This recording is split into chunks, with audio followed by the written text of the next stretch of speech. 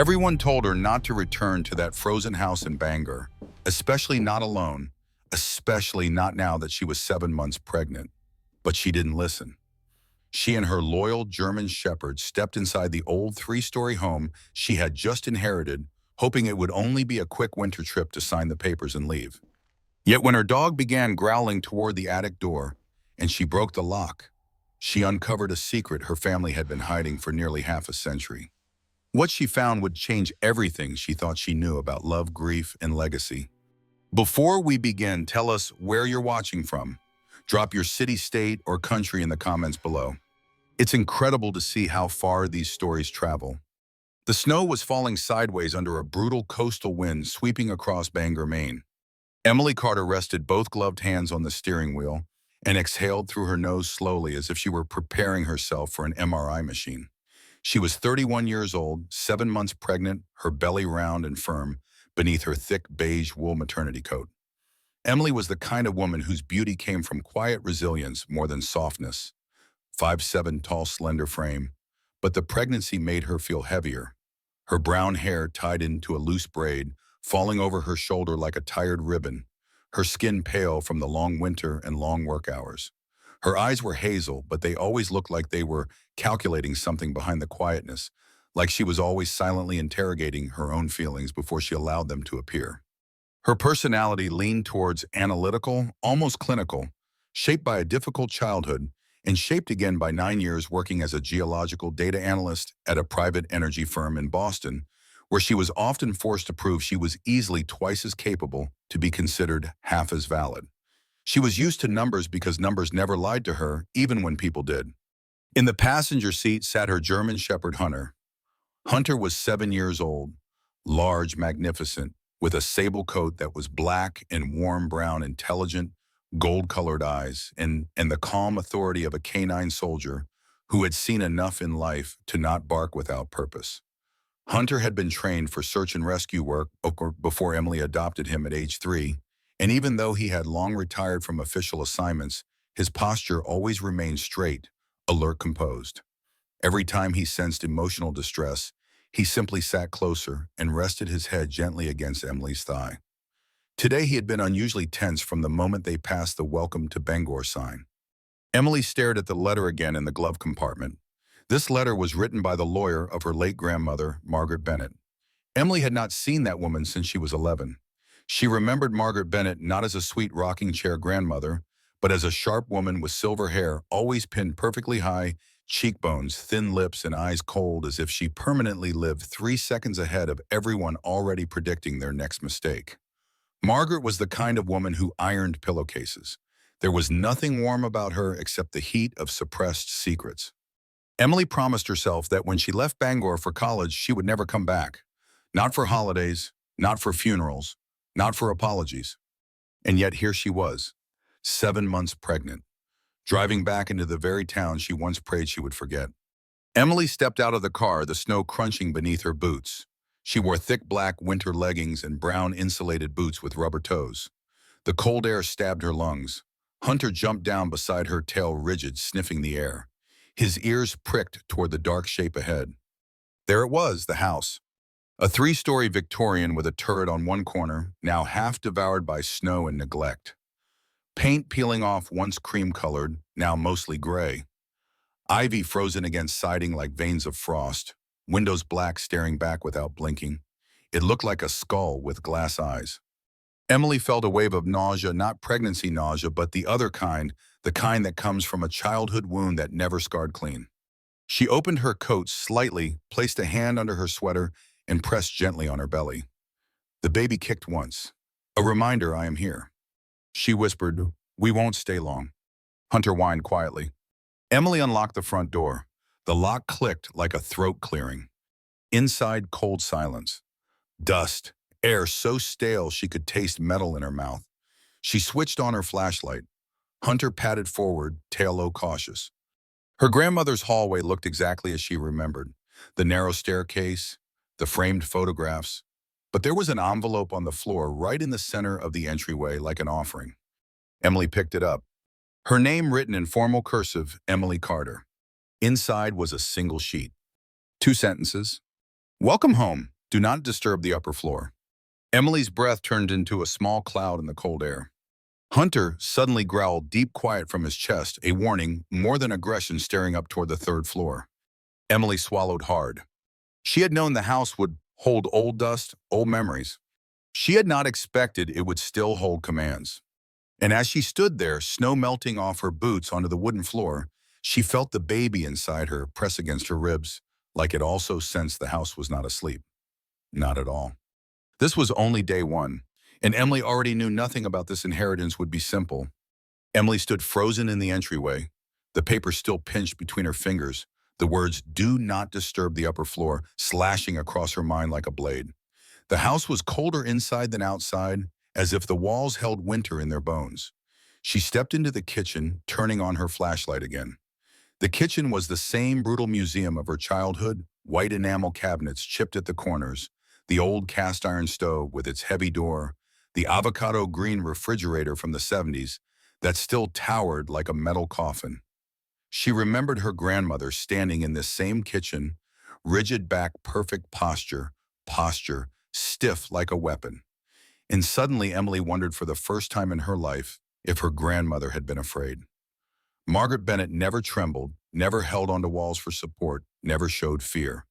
But this letter, this instruction, this warning told a different story. She set her travel thermos on the counter, unscrewed the top, and poured herself the remainder of her lukewarm tea. The baby inside kicked again, a reminder that she wasn't alone. She looked down at her belly, feeling the heaviness. She whispered softly, "I promise we're not staying. I promise." Her breath fogged as she spoke. She needed warmth. She needed power. She flicked the kitchen switch lights dead. She cursed under her breath. The breaker box was in the basement. She remembered that much. She did not want to go to the basement yet. She needed to breathe before she did anything else. Hunter suddenly whined a soft, uneasy sound.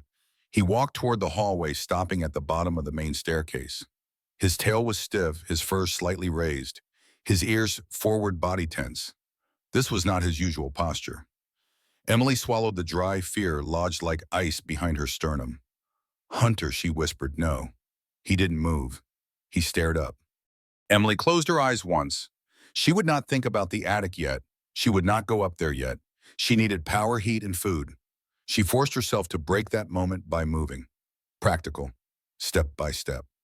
That was who she was. The woman who controlled data and variables. The woman who believed in geology, not ghosts. She grabbed her phone and looked up the nearest utility company number.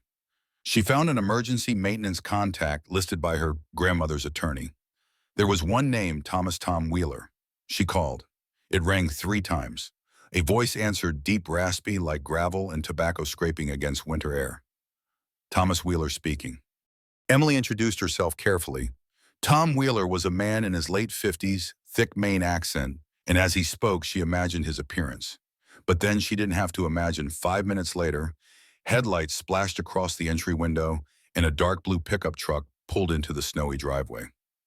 Thomas Wheeler stepped out, a big, broad man with a heavy winter coat, salt and pepper beard, thick enough to hide his jawline, crow's feet around his eyes, that showed he smiled often at others once upon a time. But now his expression as he looked at the house turned somber and uneasy, as if he was staring at an injured animal he once tried to save and failed. His eyes were a faded blue, not dull but tired. This was a man who carried history the same way old barns carry bullet holes. Tom removed his glove to shake her hand. His hand was calloused fingers scarred, a working man, someone used to freezing metal and rough lumber. "You're Margaret's granddaughter," he said, voice dropping just a bit. Not a question. A fact. "Yes." Emily steadied herself. Tom didn't step any closer. He just stared at the house, then said quietly, "I thought this place would stay empty forever." He flicked his eyes down at her belly, but not rudely, more like concern, like a man who saw vulnerability and immediately calculated danger. "You shouldn't be alone here." Emily stiffened her spine. "I'm fine." She needed him to think she was strong, because she didn't want someone else's fear to make hers worse. Tom nodded slowly, like a man choosing not to argue. He walked to the outside breaker panel. Snowflakes caught in his beard. He muttered as he flipped breakers, each click sounding like a gun being loaded. "Try the lights." Emily went inside and flicked the kitchen switch. The fluorescent bulb flickered on with a sickly green glow. Light. Heat would follow. Tom came back in. Hunter sniffed him, relaxed slightly. He approved. Tom looked toward the staircase and quietly exhaled. Don't go upstairs at night. His voice was barely above a breath. Not tonight. Emily froze. Had he seen something before? Had he been inside this house years ago? Why, she asked. Tom shook his head slowly. Just don't. He didn't explain further. He turned, said he'd come back tomorrow if she needed help fixing the furnace, then left. His truck disappeared into snow, like a ghost dissolving into white. Emily locked the door behind him. The house hummed faintly, electricity again. She fed Hunter, then sat in the kitchen chair. She couldn't shake the feeling that she had just stepped into a story her grandmother died still trying to control. But Emily wasn't leaving, not yet. She looked up toward the third floor, and her heart beat like a warning drum. Tomorrow she would have to open that door. Emily climbed the stairs slowly the next morning, holding the old brass key between her fingers, like it was a blade she wasn't sure she should unsheath. Sunlight from the east windows was weak pale yellow, almost sickly in the dead cold of Bangor winter. Hunter followed close behind her, his body tense fur slightly raised along his spine like a ridge of warning. He wasn't wagging his tail. He wasn't curious. He was uneasy, and for a German shepherd who had been trained in dangerous terrain, that unease mattered. The third-floor landing was exactly how she remembered it from being a child, narrow with low-angled roof lines. Wallpaper with faded blue hydrangeas curling slowly off plaster walls, dust collected in the corners like old secrets that refused to disintegrate. The attic door had a brand new padlock, modern heavy, not like the antique brass hardware around it. That alone felt wrong. Margaret Bennett had died a year ago. Who had put a new lock here? And why would she do that so late in her life? Emily tried the key she found in the kitchen drawer. It didn't fit. She tried two more keys, old thin ones, no. Then she tried the final one, the smallest brass key with a single carved B on it. It clicked. A sound too loud. Hunter growled immediately, deep warning from the diaphragm. Emily hesitated. Her chest tightened, not just because of fear, but anxiety, the kind that had followed her through every medical appointment since she learned she was pregnant. She felt suddenly terrified that stress could hurt her baby. She pressed her free hand to her stomach and breathed slow, deep. She whispered to the baby, "We're okay. We're okay." She was lying, but lies were tiny shields when truth was shaped like a spike. She pushed the door open. No dust. No boxes. Instead, rows of stone slabs laid carefully on polished wooden floorboards, each carved with names and dates. Family names, her family. The Carters, going back generations. She couldn't move. She couldn't even blink. Her brain broke into two halves, scientist versus child.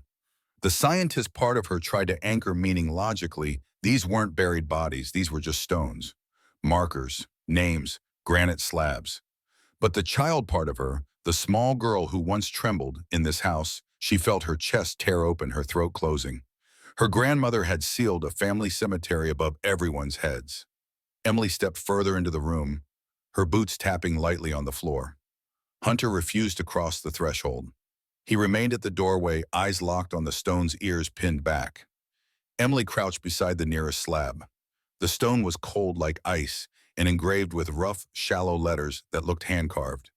The name Silas Carter, 1892, 1960, a great-grandfather she had never met, and next to it Rose Carter, 1900, 1967. Emily's throat tightened until she nearly choked. Her hands shook so badly she placed them on the floor to steady herself. She imagined Margaret, old, razor-spined Margaret, carrying these stones up here. Impossible.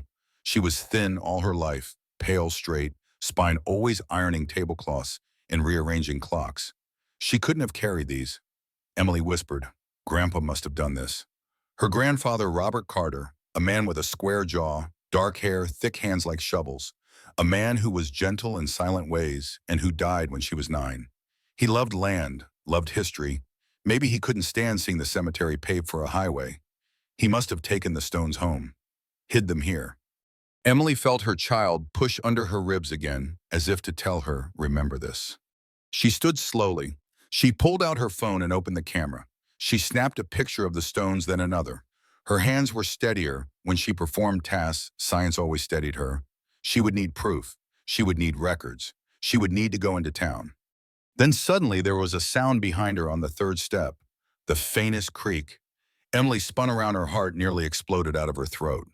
Hunter stiffened and emitted the lowest growl he was capable of. He wasn't looking at Emily. He was staring past Emily's shoulder toward the back corner of the attic, where an old wooden steamer trunk sat half hidden in shadow. Emily's scalp tingled. Goosebumps broke across her arms. Emily whispered, "Is someone here?" But the attic was silent, except for the wind pressing against the eaves. After a long moment that felt like it stretched a century, Hunter barked sharply once like a command. Time to leave. Emily backed out slowly, keeping her eyes on the stones on the trunk, on anything that might move. She pulled the door shut again, but did not lock it. She couldn't lock it. She needed to leave it open because now she needed answers.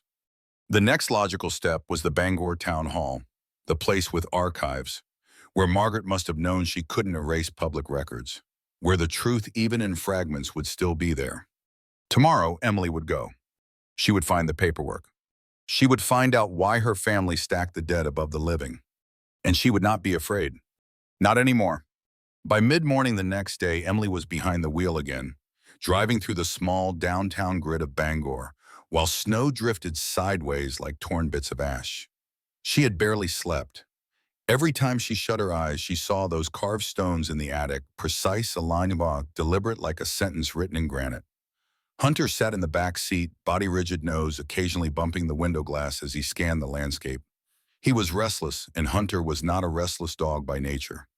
That alone made Emily's stomach coil tighter. She felt the baby shift inside her again, a small internal ripple like a pebble sinking inside a pond. She whispered, "We are going to get answers today," though she wasn't sure she believed herself. She parked outside Bangor Town Hall, a three-floor brick municipal building from the 1920s with white stone columns and double doors that were too heavy for an elderly person to open without effort. She pushed one door with her hip and stepped inside. Warm air washed over her, dry, smelling faintly of old books, printer ink, and cleaning chemicals. At the front desk sat a woman in her 50s named Linda Forsyth. She had shoulder-length caramel blonde hair that curled softly inward at the ends, like a woman who used the same hairdryer and same brush technique every morning for 20 years.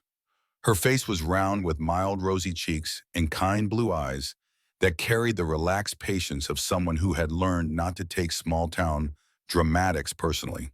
She wore a thick knitted sweater with pine tree patterns and silver snowflake earrings. "Good morning, dear," she said in a soft Maine accent that stretched vowels like taffy. When she saw Emily's belly, she immediately eyed Hunter with a careful yet friendly caution.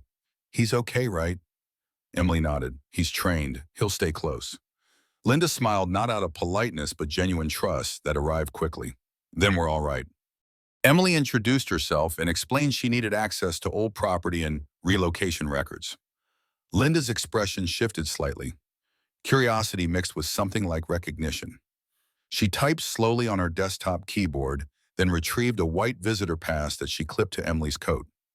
"Archives are downstairs," she said, "and if you need help, just ring the small brass bell on the table down there. The archivist might be in." Emily nodded her thanks and descended a narrow staircase. The basement was warmer than she expected, fluorescent lights humming. Filing cabinets lined the walls like metal skeletons. She found the section marked Municipal Land Repurposing, 1970s. She began flipping through cardboard archive boxes, and the paper felt like old leaves between her gloves. Hunter paced behind her. After 15 minutes, she spotted the folder, yellowed label, red marker 1976, I-395 expansion, cemetery relocation, Carter. Emily's breath evaporated. She opened it. Inside was a relocation authorization type stamped official. The Carter family burial ground condemned and moved for municipal road expansion. Headstones returned to surviving family by request. And at the bottom of that page, black ink signature, Robert J. Carter, Emily's grandfather. Her vision blurred for a second.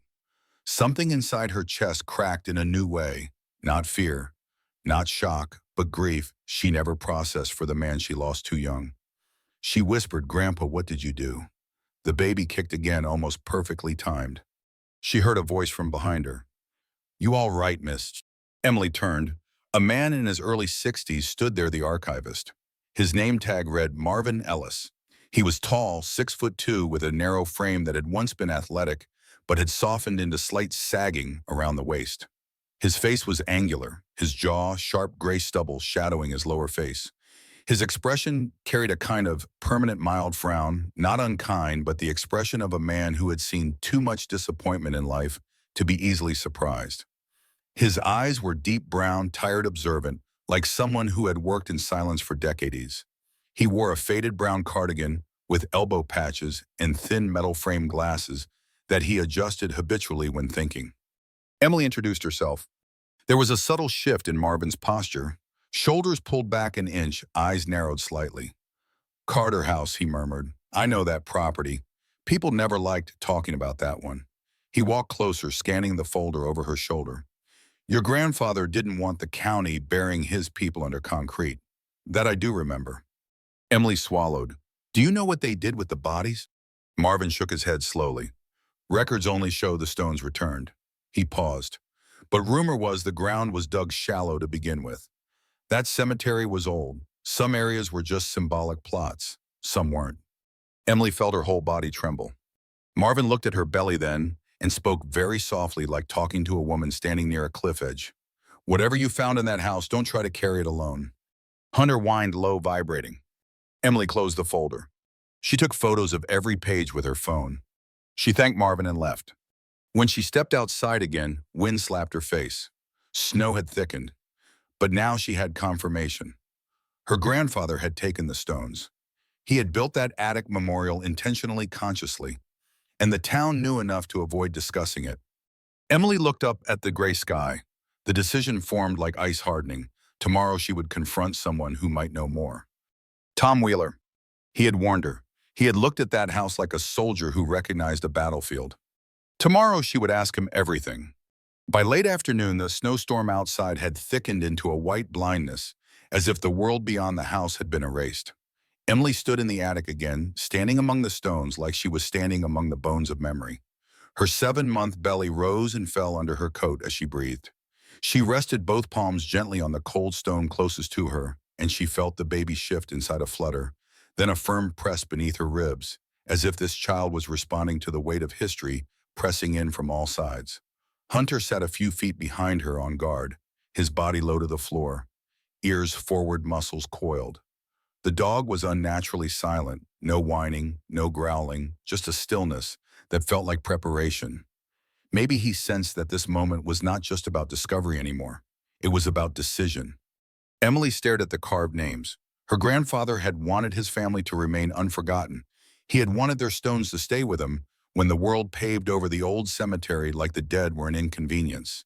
And Emily understood that pain. She understood loyalty. She understood the instinct to protect what blood had built. But she also understood the ache of silence, the way secrets become poison in the bloodstream of a family over time. She had lived that. She had been shaped by that. And now there was a child under her heart, a child who would inherit the story she chose to tell, or the story she chose to bury. The idea terrified her because she wasn't just choosing for herself anymore. She was choosing for someone who didn't even have a voice yet. Emily climbed down from the attic, slow and careful hand on the railing. She dialed Tom Wheeler from the kitchen table. When he picked up, his voice sounded tired, like someone who had expected this call to come eventually. She asked if he could come by tomorrow. He agreed without hesitation. There was a tremor under his tone, like a man who knew his role in this story might not be to protect her, but to finally confess something he had held too long. He said he would bring coffee, and then he hung up. Emily stared at the phone screen for a long time. She couldn't shake the sense that Tom was carrying a piece of her grandfather's truth on his back. That night, she lit only one lamp, the smallest, warmest one she could find in the living room. She curled on the old couch with a wool blanket wrapped around her and pressed the blanket into the curve of her belly. The storm winds moaned against the windows. The baby moved again. Hunter lay at her feet, chin on his paws, eyes half closed, but watchful. Emily whispered into the dim room, speaking softly to the child who had not yet taken their first breath. "I need to choose what kind of world you inherit. I don't want you to inherit fear." The words came out fragile, but they were truth. There was a knock at the door, short 2 taps, then silence. Emily tensed, heart slamming. Hunter rose instantly, head erect, a quiet warning rumble in his throat. She approached the door slowly. When she looked through the peephole, there was no one there, just a sheet of white snow blowing sideways. She stood motionless for a long moment.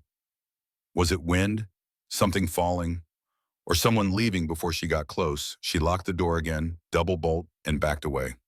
In the thick silence that followed, Emily realized something with sharp clarity. Secrets do not protect families. They cage them. Her grandfather had built a vault of memory because he was trying to keep love alive. But in sealing it off and hiding the truth in a sealed attic, he had also trapped his descendants in a narrative they were never allowed to understand.